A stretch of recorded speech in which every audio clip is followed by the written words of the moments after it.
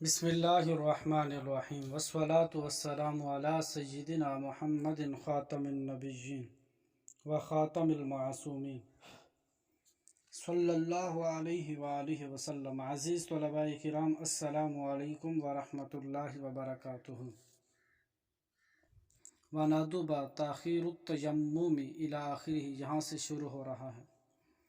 لیکن سبق شروع کرنے سے پہلے آپ سے چھوٹی سی ریکویسٹ ہے، اگر آپ ہمارے چینل پر نئے ہیں تو ہمارے چینل کو سبسکرائب کریں تاکہ ہر آنے والی ویڈیو کا نوٹیفیکیشن جلدی آپ تک پہنچتا رہے۔ سبق شروع کرتے ہیں۔ صاحب نور العزا فرماتے ہیں وندوب تاخیر التیمم لمن یرجو الماء قبل خروج الوقت۔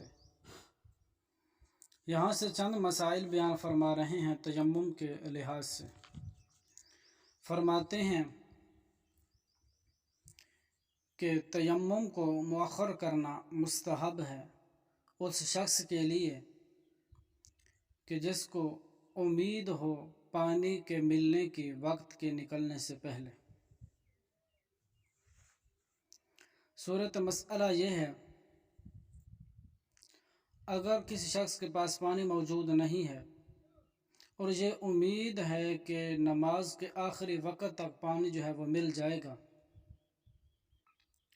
تو نماز کو آخری وقت تک مؤخر کرنا یہ مستحب ہے۔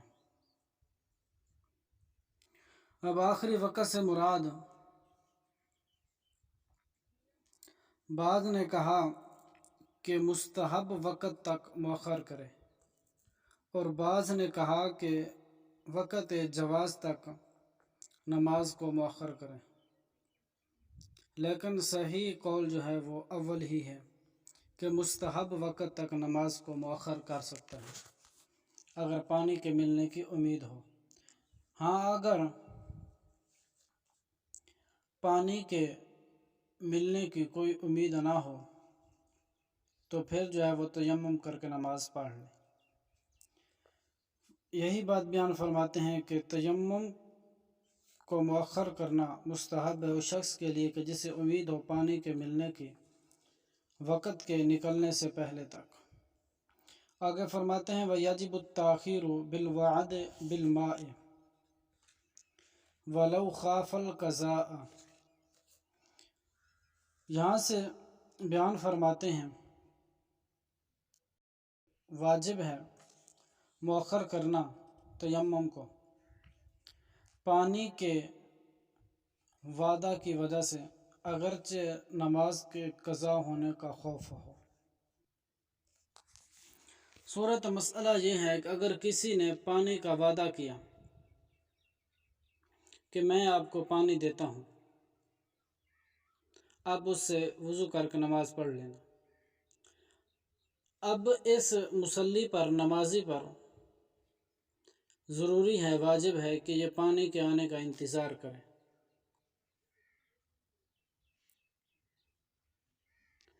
اگرچہ نماز کے فوت ہو جانے کا اندیشہ ہی ہو،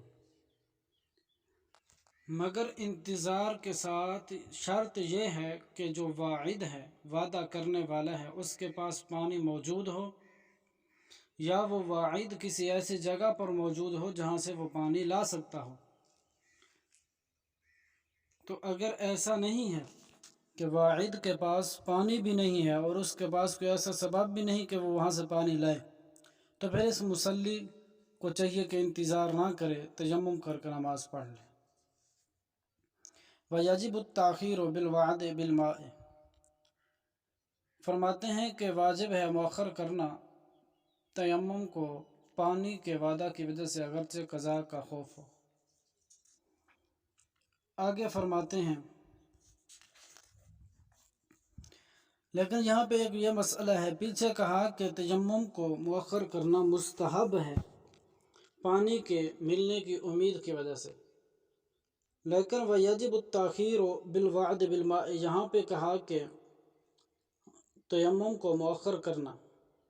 یہاں پہ واجب ہے۔ اس کی وجہ کیا ہے؟ اس کی وجہ یہ ہے کہ پیچھے ہے امید، شک ہے، ہو سکتا ہے ملے، ہو سکتا ہے نہ ملے، تو اس وجہ سے کہا کہ تیمم کو مؤخر کرنا مستحب ہے، جبکہ اس مسئلہ کے اندر وعدہ کیا گیا ہے کہ میں آپ کو پانی لا کر دوں گا، اس وجہ سے کہا کہ تیمم کو مؤخر کرنا واجب ہے۔ یہ صورت مسئلہ ہے۔ یہاں پہ ایک چھوٹا سا اشکال ہے کہ جو بار بار ذہن کے اندر گونج رہا ہے۔ مسئلہ یہ ہے کہ پیچھے ہم نے کہا تھا وخوف فوت صلاۃ جنازۃ او عید ولو بناء، یہاں پہ ہم نے مسئلہ بیان کیا تھا کہ ہر اس نماز کے لیے کہ جس کے فوت ہو جانے پر قضا نہ ہو، جیسے نماز جنازہ اور نماز عیدین، تو ان کی چونکہ قضا نہیں ہے، تو اگر یہ شخص وضو میں مشغول ہوتا ہے تو ان کے فوت ہونے کا اندیشہ ہے، تو پھر جلدی کے ساتھ تیمم کر کے یہ نمازیں پڑھ لیں۔ لیکن جس نماز کے فوت ہونے پر قضا ممکن ہو، جیسے پنجگانہ نماز، نماز جمعہ، نماز وتر، تو وہ تیمم سے ادا نہیں ہو سکتی کیونکہ ان کا خلیفہ موجود ہے، یہ ہم نے کہا تھا۔ لیکن یہاں پہ وَنَدُبَ تَأْخِيرُ التَّيَمُّمِ میں آگے پھر وَيَجِبُ التَّأْخِيرُ، یہاں سے ہم کہہ رہے ہیں کہ پنجگانہ نماز کے لیے وہ تیمم کر کے نماز جو ہے وہ پڑھ سکتا ہے۔ تب خلاصہ یہ ہے، اس بات کا جواب یہ ہے کہ یہاں پہ جو ہم نے کہا وَنَدُبَ تَأْخِيرُ التَّيَمُّمِ میں کہ تیمم کے اندر تاخیر کرے اور پانی نہ ملے تو تیمم کر کے نماز پڑھ لے، یہ مسئلہ اس صورت میں ہے کہ تیمم کر کے نماز پڑھے جب اس کے پاس پانی موجود نہ ہو۔ پانی نہ ہونے کی صورت میں پھر تیمم کر کے نماز پنجگانہ تیمم کر کے ادا کر سکتا ہے۔ لیکن پیچھے جو ہم نے کہا کہ ہر وہ نماز جس کی قضا موجود ہو تو وہ تیمم کر کے نماز جب وہ ادا نہیں کر سکتا، وہ پانی کے موجود ہونے کی صورت میں ہے کہ ایک شخص ایسا ہے کہ اس کے پاس پانی موجود ہے، لیکن مثال کے طور پر نماز ظہر کے فوت ہونے کا خطرہ ہے اور پانی بھی موجود ہے، تو اب وہ وضو کو چھوڑ کے تیمم کر کے نماز ادا نہیں کر سکتا، اس کے لیے وضو کرنا ضروری ہوگا۔ تو یہ مسئلہ ہے۔ اب آگے فرماتے ہیں وَيَجِبُ التَّأْخِيرُ بِالْوَعْدِ بِالثَّوْبِ أَوِ السِّقَاءِ مَا لَمْ يَخَفِ الْقَضَاءَ، کہ واجب ہے تاخیر کرنا کپڑا دینے کے وعدہ کے ساتھ یا ڈول کے وعدہ کے ساتھ جب تک خوف نہ ہو قضا کا۔ صورت مسئلہ یہ ہے، اگر کسی شخص کے پاس کپڑا نہیں ہے، وہ برہنہ حالت میں ہے اور نماز پڑھنے کا ارادہ رکھتا ہے، اب اس کو کسی دوسرے شخص نے آ کر کپڑا دینے کا وعدہ کیا کہ میں آپ کو کپڑا لا کر دیتا ہوں، آپ اسے پہن کر نماز پڑھ لینا، تو اب اس مصلی کے لیے یہ ہے جو نماز پڑھنا چاہتا ہے، اس کے لیے مسئلہ یہ ہے کہ یہ برہنہ نماز پڑھنے کے بجائے کپڑے کے آنے کا انتظار کرے۔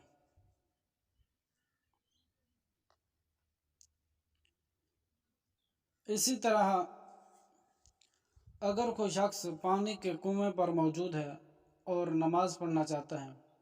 لیکن کنویں سے پانی نکالنے کے لیے اس کے پاس کوئی آلہ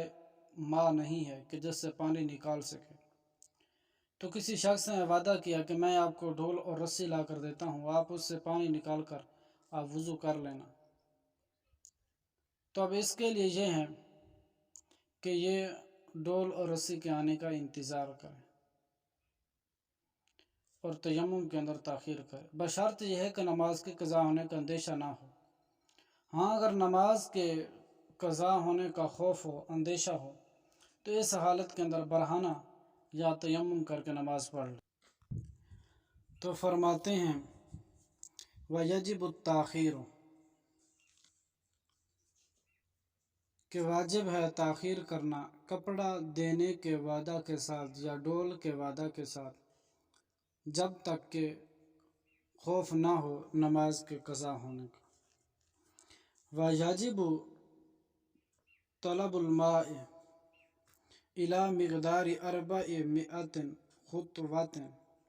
إن ظن قربه مع الأمن وإلا فلا۔ فرماتے ہیں واجب ہے،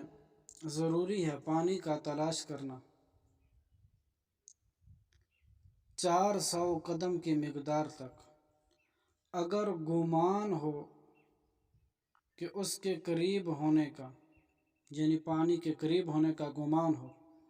امن کے ساتھ، اور اگر اس طرح نہیں ہے تو فلا، پس ضروری بھی نہیں ہے، واجب بھی نہیں ہے پانی کا تلاش کرنا۔ صورت مسئلہ یہ ہے کہ پانی کا تلاش کرنا، ایک شخص ایسی جگہ پر موجود ہے کہ جہاں اس کے پاس پانی نہیں ہے اور وہ نماز پڑھنا چاہتا ہے،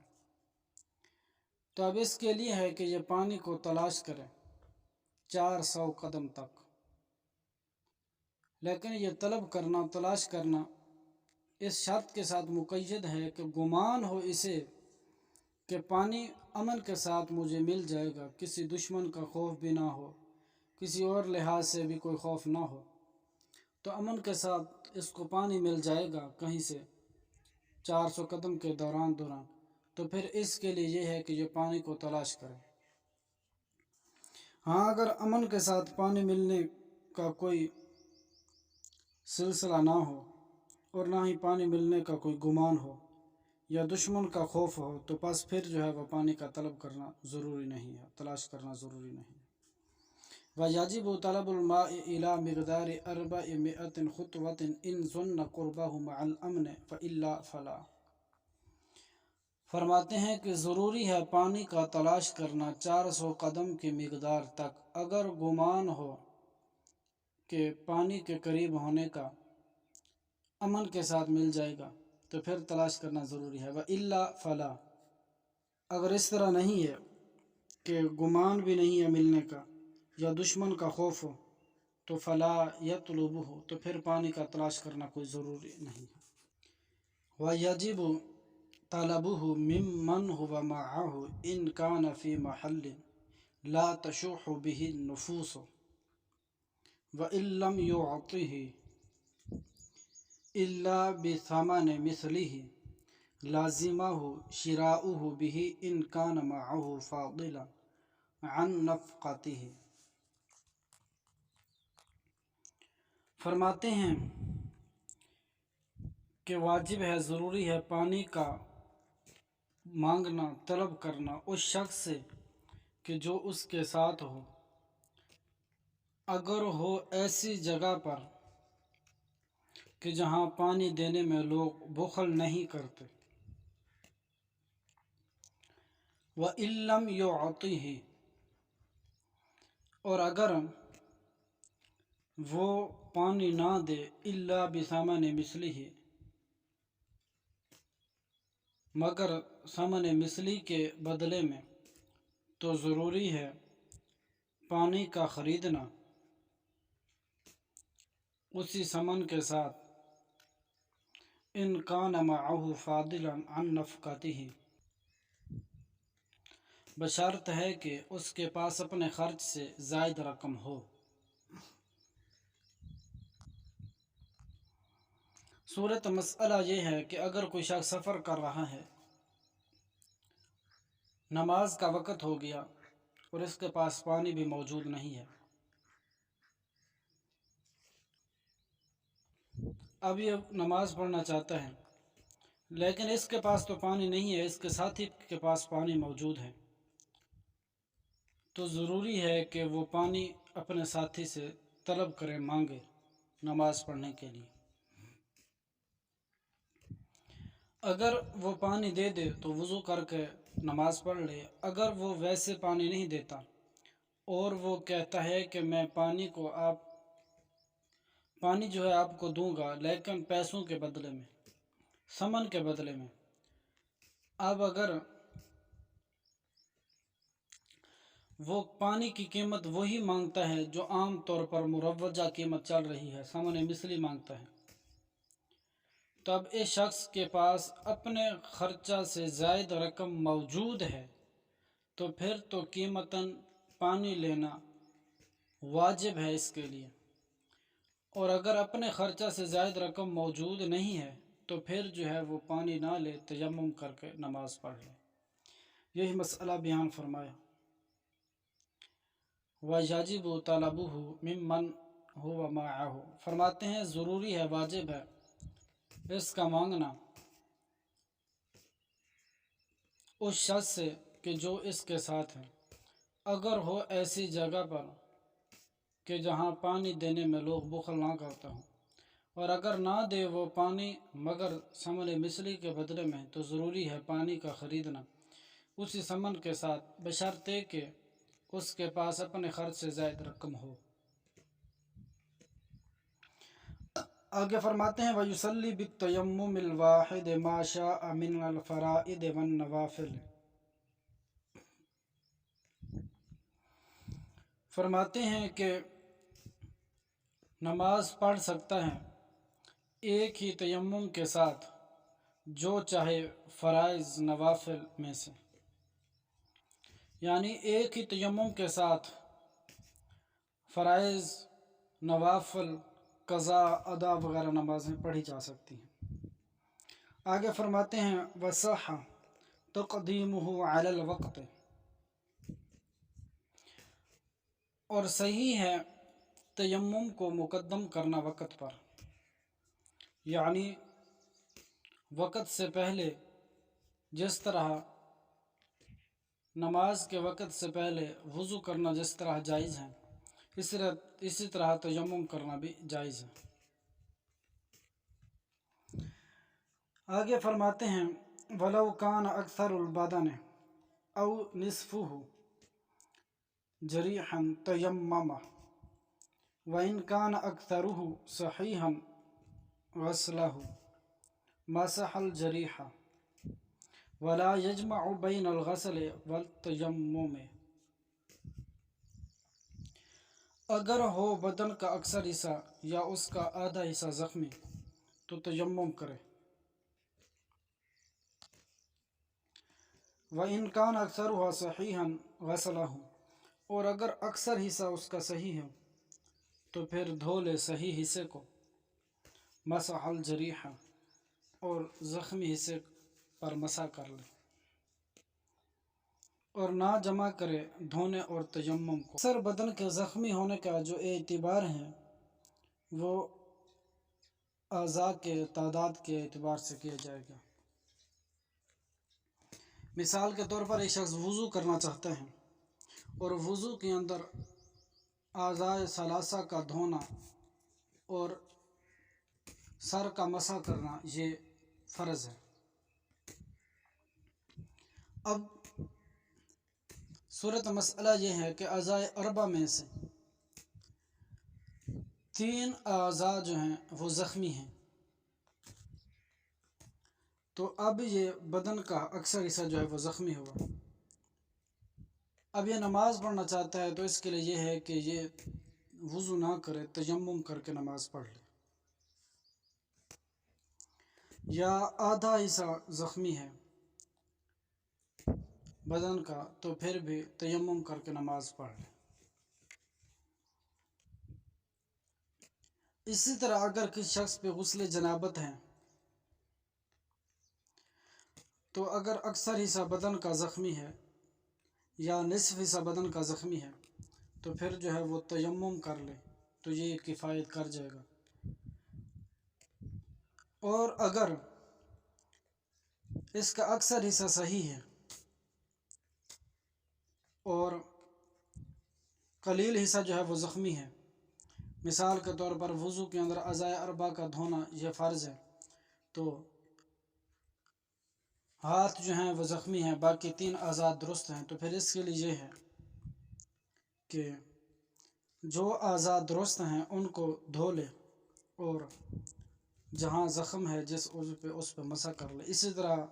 غسل کے اندر بھی یہی صورت ہے کہ اگر اکثر بدن کا حصہ صحیح ہے تو پھر اس کو دھو لے، اور جو زخمی ہے تو اس پہ جو ہے وہ مسح کر، لیکن دھونے اور تیمم کو جمع نہ کرے۔ مثال کے طور پر ایک شخص کا جو عضو زخمی ہے اس پہ مسح بھی کر لے، اس کو دھو بھی لے، ایسا نہ کرے۔ کیوں؟ اس کی وجہ یہ ہے کہ شرع کے اندر اس طرح کی کوئی نظیر بھی موجود نہیں ہے کہ جہاں بدل اور مبدل کو جمع کیا گیا ہو، اس وجہ سے۔ لیکن جو ہمار کے جوٹھے اور تیمم کو جمع کیا گیا ہے وہ ایک الگ مسئلہ ہے وہاں پہ، کہ مشکوک پانی کے ہوتے ہوئے تیمم بھی کرے گا اور وضو بھی کرے گا مشکوک پانی کے ساتھ، وہ ایک الگ مسئلہ ہے، وہ ایک الگ صورت ہے۔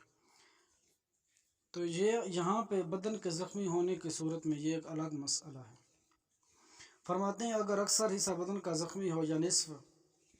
زخمی ہو تو تیمم کرے، اگر اکثر حصہ صحیح ہو تو پھر دھو لے اس کو جو صحیح ہے اور مسح کرے زخمی کو، اور نہ جمع کرے دھونے کو اور تیمم کو۔ آگے فرماتے وَيَنْقُضُهُ نَاقِضُ الْوُضُوءِ وَقُدْرَةُ عَلَى اسْتِعْمَالِ الْمَاءِ الْكَافِي، کہ توڑ دیتی ہے تیمم کو وہی چیزیں کہ جو توڑ دیتی ہیں وضو کو، اور توڑ دیتی ہے تیمم کو یہ چیز کہ قادر ہو جانا بقدر کفایت پانی کے استعمال پر۔ یہاں سے نواقض تیمم بیان فرماتے ہیں کہ جو چیزیں وضو کو توڑ دیتی ہیں وہی چیزیں تیمم کو توڑ دیتی ہیں۔ اور دوسری بات یہ ہے کہ جس عذر کی وجہ سے تیمم کرنا جائز ہوا تھا اس عذر کے ختم ہوتے ہی تیمم بھی ختم ٹوٹ جائے گا۔ اسی طرح پانی کے نہ ہونے کی وجہ سے تیمم کرنا اس کے لیے مباح ہوا تھا، تو جب اس کو ضرورت کے مطابق بقدر کفایت پانی میسر آ جائے تو پھر اس کے لیے تیمم جو ہے وہ ٹوٹ جائے گا اور وضو کر کے جو ہے وہ نماز پڑھے گا۔ یا اسی طرح کسی نے مرض کے خوف کی وجہ سے کہ وہ بڑھ جائے گا یا ٹھنڈ کی وجہ سے تیمم کیا تھا،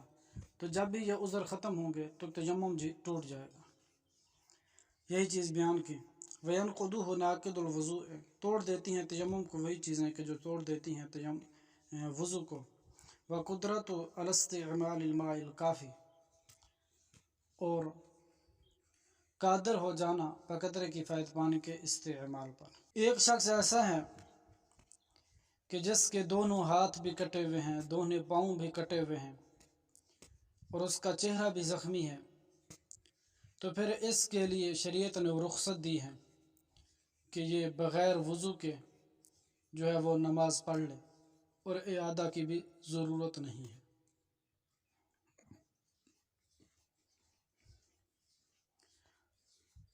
فرماتے ہیں مقطوع الیدین والرجلین، دونوں ہاتھ اور دونوں پاؤں کٹا ہوا شخص، اذا کان بوجہہ جراحۃ، جس وقت ہو اس کے چہرے پر بھی زخم، یصلی بغیر طہارت، وہ نماز پڑھ لے بغیر وضو اور تیمم کے، بغیر طہارت کے، کیونکہ اس سے وضو کرنا اور تیمم یہ دونوں چیزیں ساقط ہو گئی ہیں عذر کی وجہ سے۔ ولا یعید، وہ نماز پڑھے گا بغیر طہارت کے، ولا یعید، اور اعادہ کرنے کی بھی ضرورت نہیں ہے۔ آج کے سبق کا یہیں پہ اختتام کرتے ہیں۔ السلام علیکم ورحمۃ اللہ وبرکاتہ۔